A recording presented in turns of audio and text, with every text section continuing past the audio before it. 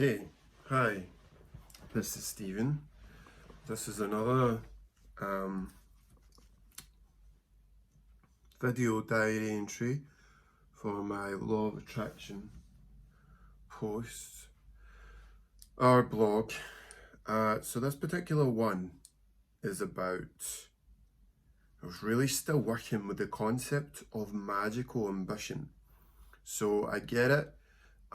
You want to create something big in your life. You want to create the best business. You want to create the nicest home. You want to create the happiest family environment, the happiest home. You want to create the best results, the most intelligence. This is magical ambition. So the one thing that I assume with all people is that they are soul searching, and this is right. This is the right thing to do, is to soul search. And I'm thinking about like a lot of movies and stories, and the stories work because there is always an enemy. You know, there's one against the other, warring against an enemy. But this isn't really what it's like in life, because the enemy we would assume would be somebody who's devoid of the divine, absent of the divine, the one that belongs to another divine. And I don't believe this is the case. I believe that all belong to the same divine, but just in a different direction, a different angle. And you know, when people tell me that they believe in God, my first thought is often, I don't believe in God. And when people tell me that they don't believe in God, my first thought is always, I believe in God. And it's because God is a vision. We cannot share the same vision. God is always a personal experience. Divine is always a personal experience. Whatever somebody else means by God is not the same as what I mean by God. And it's always the case. And whatever somebody means by not believing in God is never the same as what I mean by not believing in God. Sometimes it's, my first thought is that somebody is foolish by believing in God in this particular scenario or this particular way, but I have no idea. They have a sight of their lives and their way, and it's appropriate to them. That's not really what I wanted to talk about. But I do believe in divinity. I believe in the God and the God force. I believe in the universe and the bigger picture and all things together. And I believe that it doesn't matter what way we roll.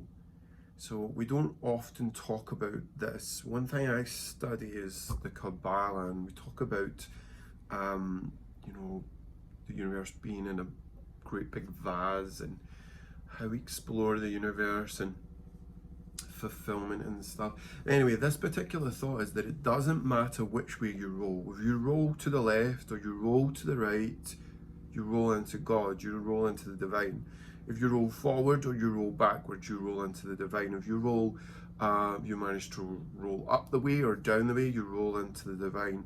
It doesn't matter what you do. So whatever you do in your life, you will roll into the divine. Whatever choices you make, whatever mistakes that you make, you will roll into the divine. And I think the whole purpose and reason for this is that we keep on rolling. Life is just a constant, continual, eternal movement of us rolling around life to find ourselves. And then we find that actually we get to a point where we realize that we were rolling through ourselves to find ourselves, and we never had to truly roll at all, but we still had to go through that whole process. That's just the paradox of life. So we roll forward, we roll backwards, we roll up, we roll down, whichever way we roll. And we only stop when we realize that we're only moving through ourselves. That's what I've wrote down here. Anyway, talking about magical ambition, the law of attraction, magical ambition. What is magical ambition? It's not to make rabbits appear out of a hat. Magical ambition is I don't know, the journey work, the path work of using your mind to create your life, using the universe, using your body to mirror your thoughts, your body internally or externally to mirror your thoughts. And that's what the law of attraction is. Like attracts like. So if you think good thoughts, then you use your inner body and your outer body to mirror those thoughts. Think good thoughts and you feel good feelings, you use your inner and your outer body to mirror those feelings, those thoughts and those feelings. A magical ambition is like so many people that say they're spiritual, trying to create business. And I remember one person saying to me, these things don't go hand in hand. Spirituality and business do not go hand in hand. But in some sense they could be true, in another sense they could be very wrong, because actually spirituality is a reality that we are going through life and we must survive. We are a light within life, within a body, and we're trying to keep that body alive for as long as possible. And that body lives by participating in the world, by giving. And what is it that it gives? Well, it gives its spiritual insight, its insight, because nothing is more valuable than spiritual insight in many ways and in many occasions.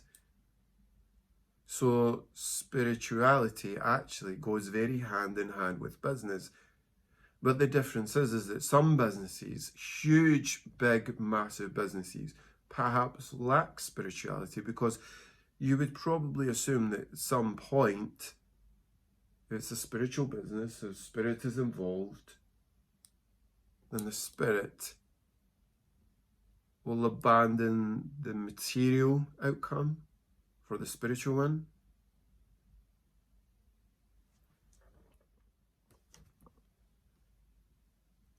So the spirit may make a business that is successful in the material world to a particular degree, and then it will try hard not to tip the balance. But that doesn't mean to say that the spiritual business won't become super successful, won't end up living in a nice, beautiful home, large home, well-decorated home. It's not to assume that the spiritual business won't end up with a lot of finance, a lot of good security behind it. It just means to say that it holds the balance in a particular way. Creates success, gets the outcomes, achieves a lot, but then perhaps gives up some of the material outcome. So actually spirituality and business go very hand in hand. And that's the law of attraction. That's working with the law of attraction. But the law of attraction shouldn't just be focused on business. Law of attraction really should seep into all areas of your life in many, many occasions. So every day should seep into your friendships, your family, your education, the systems. Sometimes systems are more powerful than love. The law of attraction should seep into the systems to make them better channels for love.